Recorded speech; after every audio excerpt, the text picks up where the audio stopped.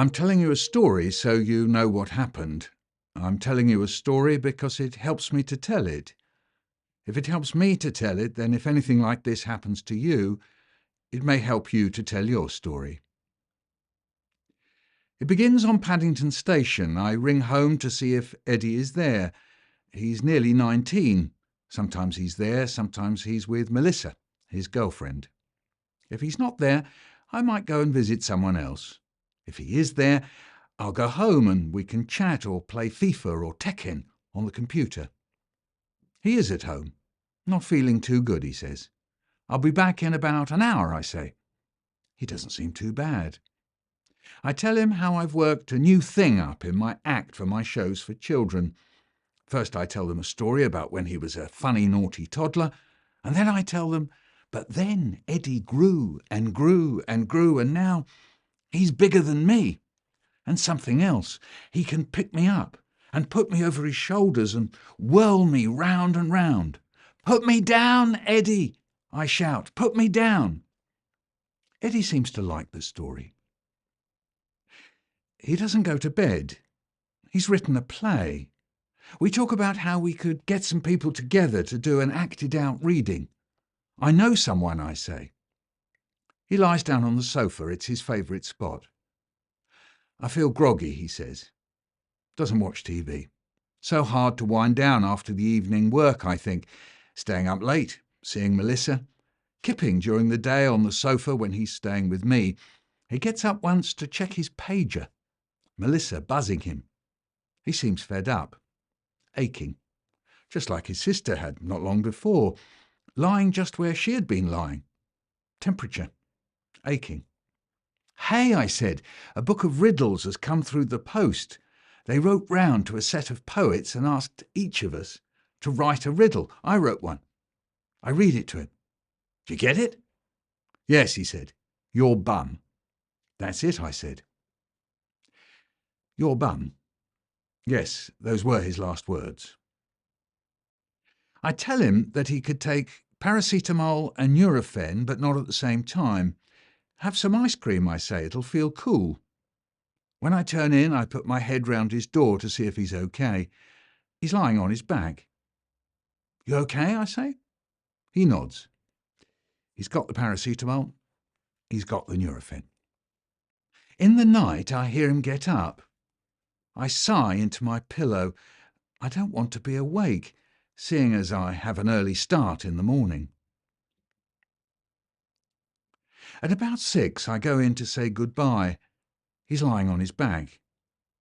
"Eddie," I say. He doesn't answer. I feel his head. It's cold. I know he's dead without knowing he's dead. "Eddie? Eddie!" I shout at him. I ring 999. They say, "Pull him to the floor." I pull him to the floor.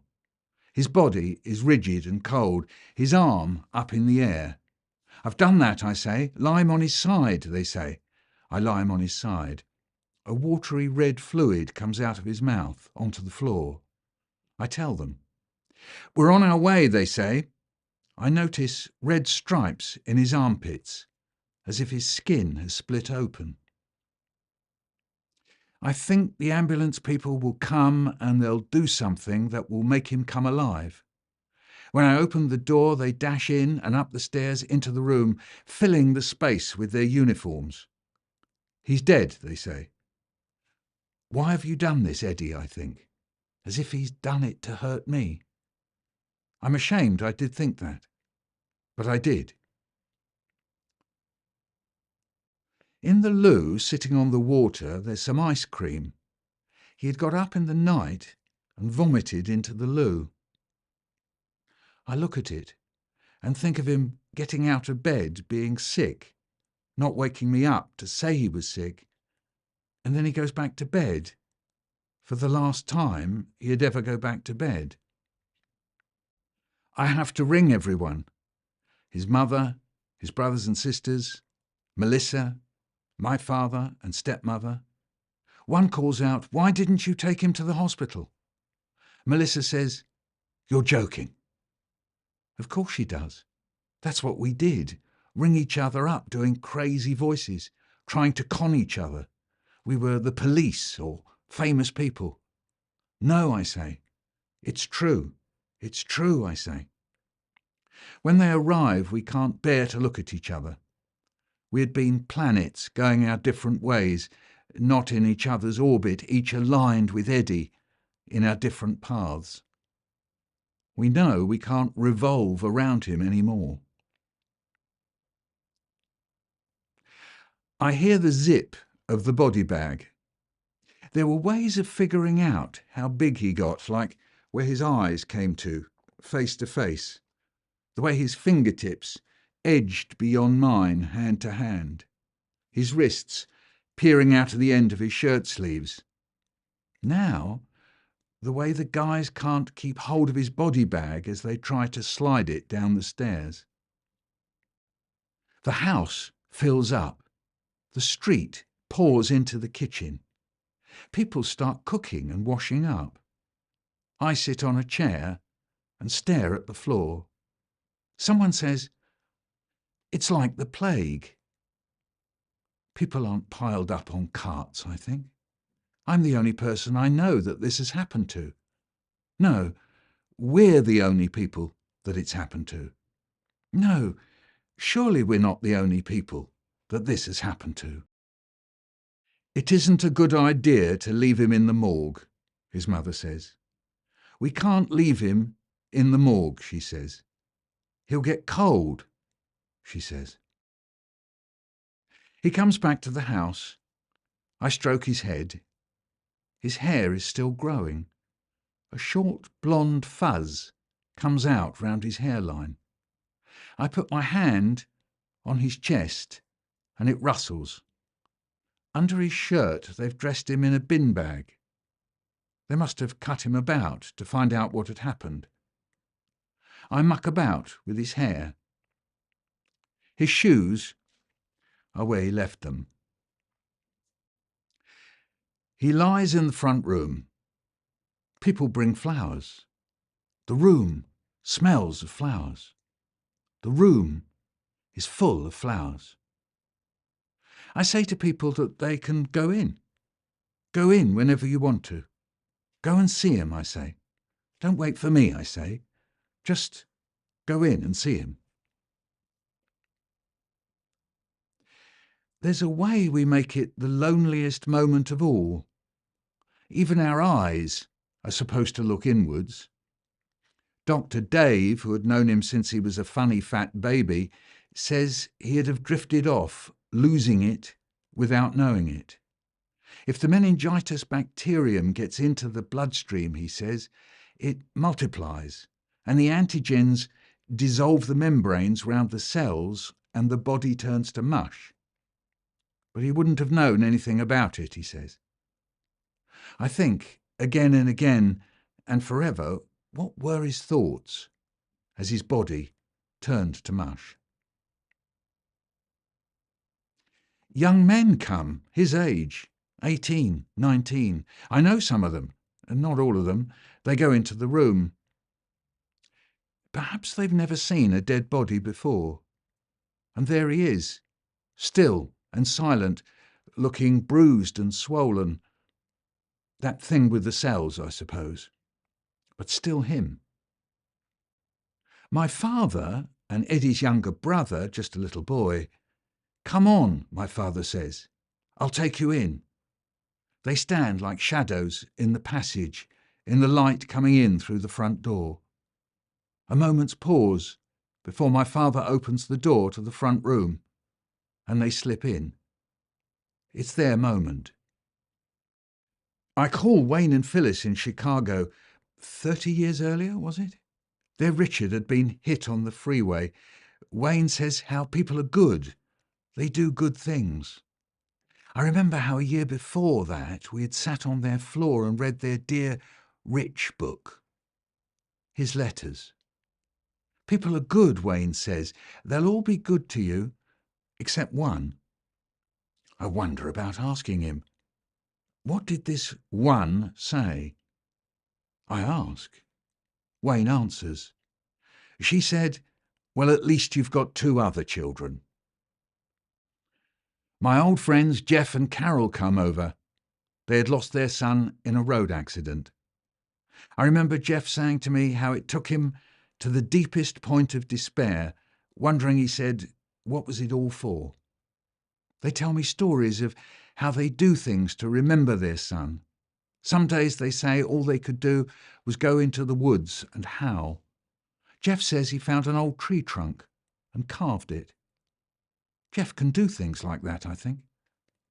I can't. What can I do? We plan the funeral. It's fun. It's funny. We laugh. We think of who's going to speak. What music are we going to play? We think of the different worlds Eddie moved in. His mates from school, his mates from the old hockey team he used to play for, his new friends from London's theatres, where he's been a crewman pulling up curtains, pushing on the helicopter in Miss Saigon. A good funeral. Hundreds of people. His old primary school head teacher is MC. The coffin is huge. I've never seen a coffin so big. One of the coffin bearers is his older brother Joe. A friend of mine from the BBC has made a montage of the commentaries from the Arsenal Cup finals Eddie and I and he has been to. An old friend of mine that Eddie had been talking to recently says the Kaddish. We sing the Mississippi John Hurt song, You Gotta Walk That Lonesome Valley by Yourself. I don't speak. The poet James Berry reads a poem that my father has written. Grandson Eddie by Emile Rosen. Larger than life, filling the frame of the doorway in his hockey goalkeeper's gear, a giant from outer space, larger than life. Eddie in his Arsenal shirt, acres of it across his chest, stroking it with his great hands. Eddie with his first watch in the Natural History Museum, checking the time every minute, in charge of the rendezvous by the dinosaur, making sure there's still some time left. Nowhere near enough time, we now know. Larger than life, but not large enough. A poem by my father, who a few weeks after he arrived in England from America, aged 2, lost a baby brother. A poem by my father, who lost a son, a baby boy, younger than my brother, older than me, who died while my father was away in the US Army. After the funeral, it's quiet. The house is empty. I pretend that he's not dead. I say to myself, he's not here. It's the same as when he's staying with Melissa. He's not dead. He's not here. Shall I write letters to them all? I start one. Dear Joe, your wild, noisy brother is dead. I couldn't do what my parents did, bring 2 boys 4 years apart through the maze. I don't know if I'll find my way as well as they did, seeing as they lost one back near the beginning. Thank you for your card. You say to me, what can I say? I don't know how to answer that one. I don't know what to say, let alone tell you what you might say. You're right, it's a loss. It reminds me that I lost him. He was there, then he wasn't. Yes, it is unfair and cruel. It also makes me tired, with a tiredness that hangs on like a dog. It's nice of you to say you'll always remember him. I don't think you will. One of us fell off the boat. Look in our faces. Read our eyes as we come ashore. In our homes you can see that we hate surviving. There are times when we think, how easy to have been him, one wave, and gone. Don't tell me that I mourn too much, and I won't tell you you mourn too much. Don't tell me that I mourn too little, and I won't tell you you mourn too little. Don't tell me that I mourn in the wrong place, and I won't tell you you mourn in the wrong place. Don't tell me that I mourn at the wrong time, and I won't tell you that you mourn at the wrong time. And don't tell me that I mourn in the wrong way, and I won't tell you that you mourn in the wrong way. I may get it wrong. I will get it wrong. I have got it wrong. But don't tell me. I haven't seen you for a couple of years. We meet at a friend's funeral. I remember you've had a child and you've been ill. You see me and you cry. You're overwhelmed. You ask me, how is it possible for me to carry on? I wonder if I look like someone who looks like it's possible to carry on. I wonder if I am someone who finds it possible to carry on. You, his mother said, why don't we go to Paris? Paris? Why? Something to do, you say. My old friend Francois has just rented a flat. Sorry, he says, but the decorators have only just finished. I'll put 2 sofa beds in there for you. The flat is hollow and smells of paint. The lights from the street play across the walls. We eat galette, wide brown pancakes with the nutty taste of rye. We walk into shops. I buy a plate. I buy a card. It's from an old engraving of a La Fontaine fable. A man is carrying an elephant, bending under the weight of it. He bends at the knees as well, head down, face to the ground. He's struggling to take a step forward up a mountain. Above him is a rocky shoulder, and across from him is an even bigger crag overlooking him. But he hasn't fallen over, and he's got that elephant gripped round its front legs. He's carrying the elephant. I buy the card. It sits on my desk. We walk past the gates of Montparnasse Cemetery. We walk in. I don't know why we walk in. I don't think a cemetery is where I want to be. I don't know Montparnasse Cemetery, but thousands of other people do. They're here, visiting their heroes. Baudelaire, Simone de Beauvoir, Guy de Maupassant, Serge Gainsbourg. People are leaving lit cigarettes on his gravestone. Juliet and Man Ray, the inscription reads, unconcerned but not indifferent. I'm liking this place. I feel like I'm among people, alive or dead, who know about death. I want to know more about death. Here now is a woman crying. The woman is crying by a grave. A photo on the grave is of a young man who died 10 years ago. We stop. She looks at us and asks us why we're here. I say that our son has just died, same age as yours. She seems uncontrollably sad. How did your son die? She asks. Meningitis, I say. She says that her son died in a car accident. I wonder if that's harder to cope with. Perhaps there would be rage and bitterness at another person, a driver or cars or unlit roads, but not a bacterium. She goes on crying.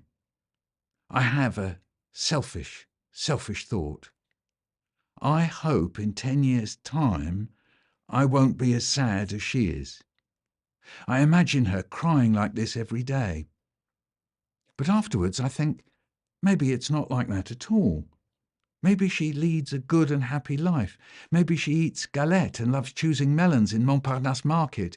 But then, every Sunday, or perhaps one day every month, or perhaps one day every year, she comes to her son's grave and cries. Maybe that's how she does it. This cemetery is not about death, it's about grief. I've got to find out about grief. I will find out all I can about meningitis. I'll try to get to know what doctors know about meningitis. I can't have it that Eddie was taken away or that he passed by like a train, or that he was snatched from us. I want to live amongst viruses and bacteria, see them in my mind's eye, with us, in us, around us. They've as much right to be here as we do. Look at me, I'm nearly 53 years old. For 53 years, me and the bacteria and viruses have got along. Eddie got along with them for nearly 19 years. I start to give them brains. I say, one of them thought it would cross the membrane in his throat and get into his blood. This is great, it thought, warm and wet, wet and warm, ideal for multiplying. The more it multiplies, the more it produces the stuff that destroyed the membranes round cells in Eddie's body. Then he died, and the bacterium died with him. Not so clever after all. An evolutionary mistake. Your greatest success, meningitis bacterium, was your greatest failure. I think of bees dying as they sting. I put my mind in the way of other people who are the parents of an 18 or 19-year-old who died of meningococcal septicemia. I'm precise about this. I know there are 1,000 other ways to die and 1,000 other ways to be the griever, but I want to know how the ones who are in my shoes are coping. I find chat groups, self-help groups. I home in on just the ones I was looking for. I feel like a vulture. I apologise. No, they say. We did the same. Here's a woman who's the mother of a young woman who had just started at university. And the young woman loved rowing. She was in a rowing club. She was going to be a great rower. She went out rowing. She went back to her student flat.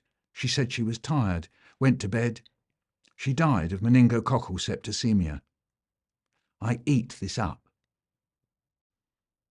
Dear Phoenix, re your forthcoming clothes sale. Thanks for the handout. There's no one to clothe. Dear National Blood Service, he was proud to have given that time, but he hasn't got any now. Dear Bank, re E.S. Rosen's account, the account holder doesn't hold anything. No, I didn't write to the bank. I didn't ever write to the bank. Somewhere in the depths of the NatWest Bank are some pounds that Eddie had earned working backstage in a theatre. I see them as coins in a box marked E.S. Rosen, but I know that really they're just a digital twitch in cyberspace. Freddie ran the hockey club that Eddie belonged to, Arsenal Community Sports for local boys. I loved watching the games. Eddie played in goal, standing like a giant in that little hockey goal, brave and crazy, padded up like the Michelin Man or an American football player. I used to bring him back garish gridiron shirts from the USA, and he stood in that goal with bright-coloured chevrons all over his tops. Freddie said, let's have a memorial game for Big Eddie. We have it on the same pitch where Eddie played, with the players he played with. They know what to do. Freddie blows the whistle. We stand in silence. I see Eddie in the goal. He's there. Freddie blows the whistle and everyone shouts and runs about. Darren has to score so that Darren can do his cartwheel. Eddie's great friend Darren, who came over to the house and was so upset he couldn't speak. The game never ends. Every year we have the Eddie Memorial Game.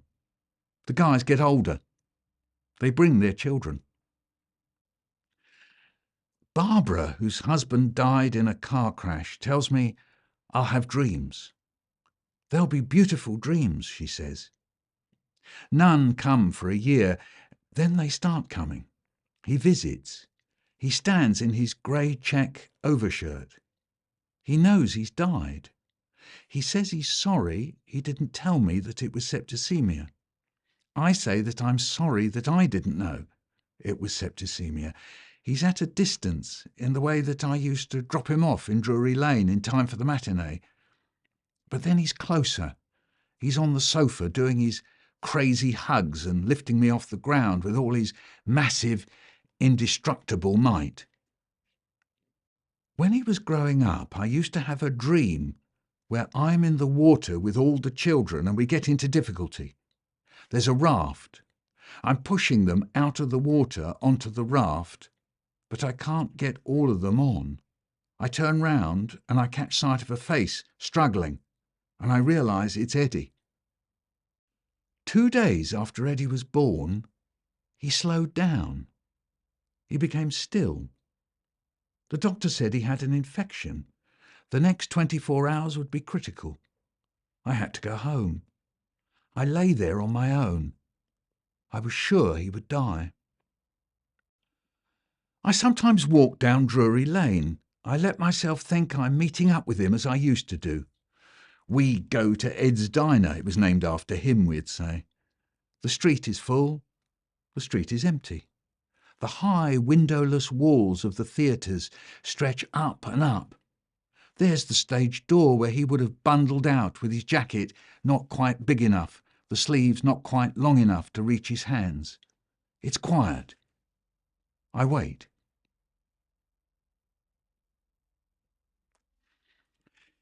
There was a joke he used to tell about a man who had an orange for his head. The man's head was an orange. That was the joke. The bit about the orange came at the end of the joke.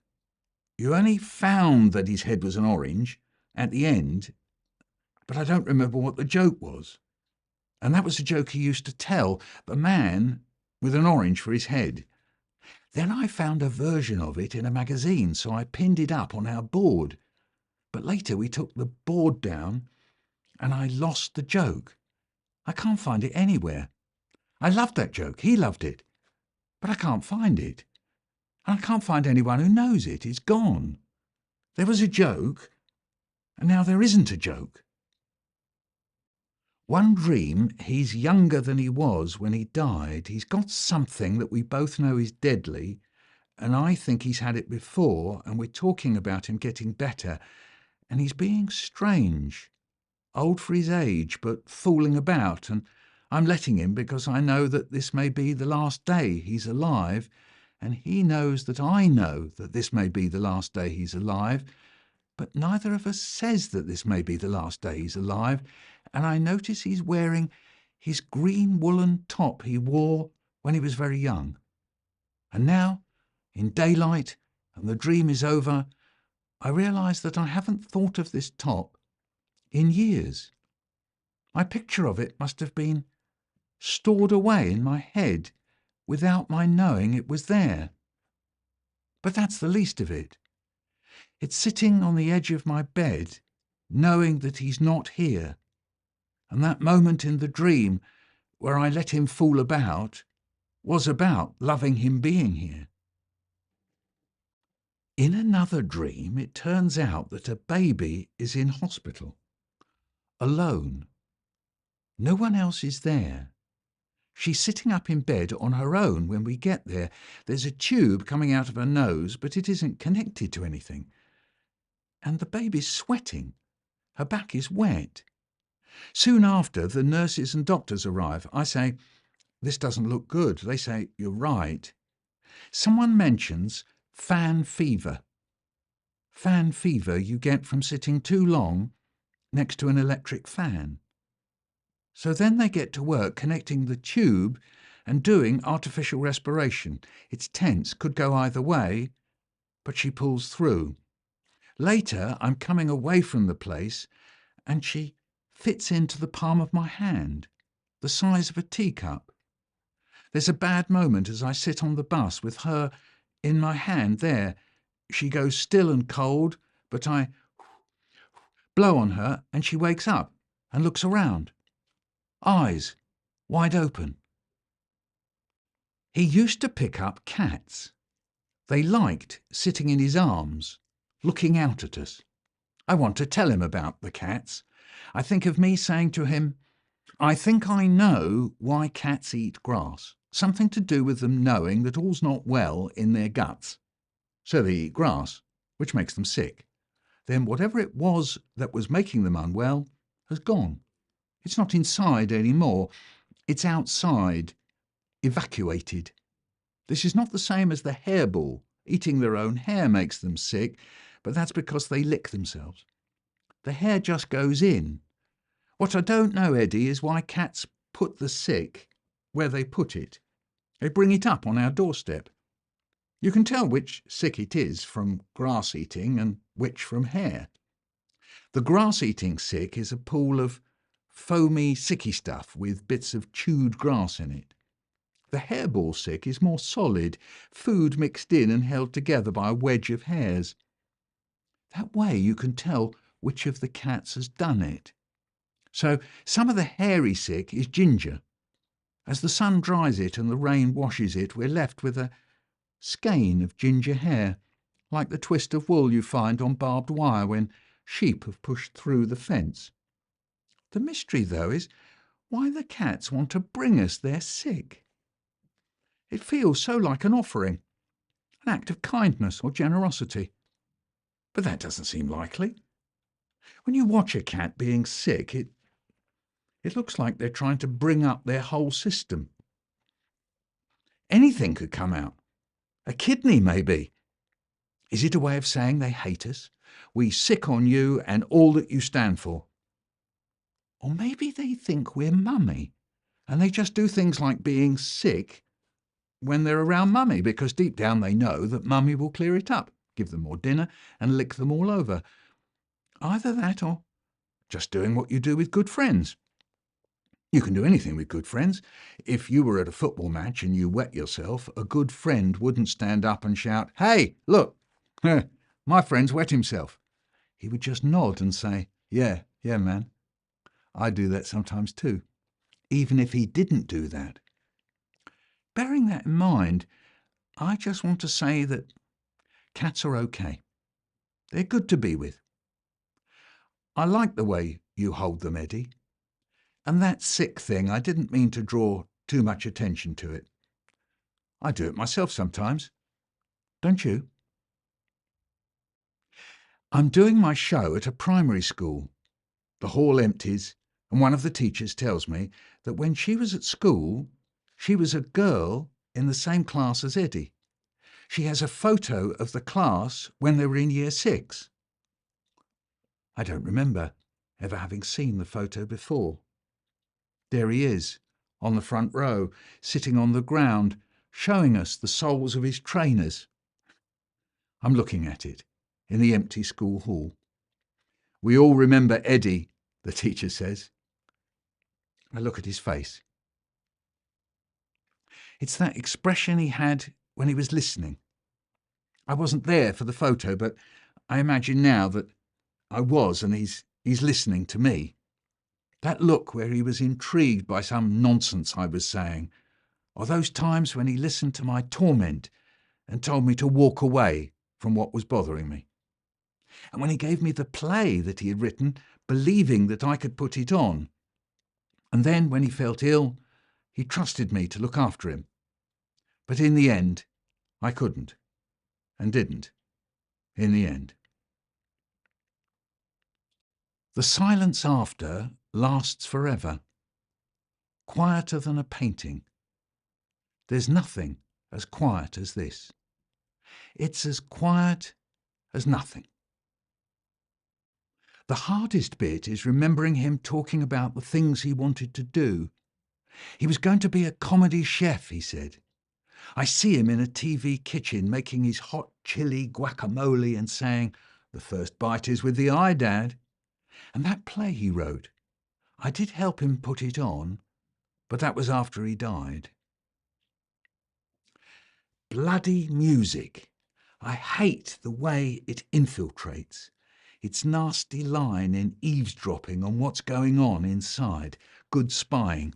It knows when it can make you open the can, uncork the bottle, break the seal on the jar, all the nooks where you'd hidden the raw, unchewed material. It hoiks it out and waves it about in front of your eyes.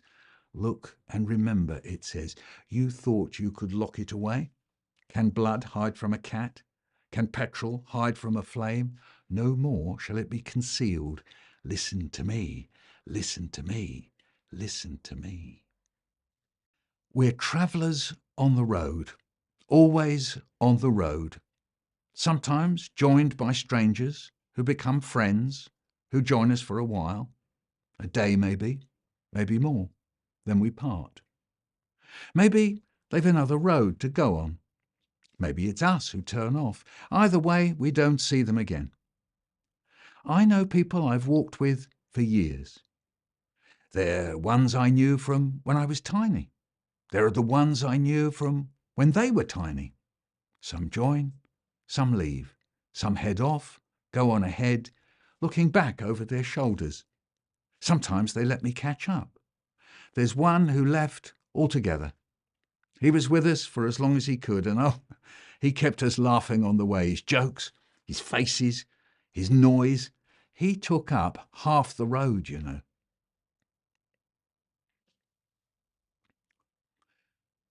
He lost his life.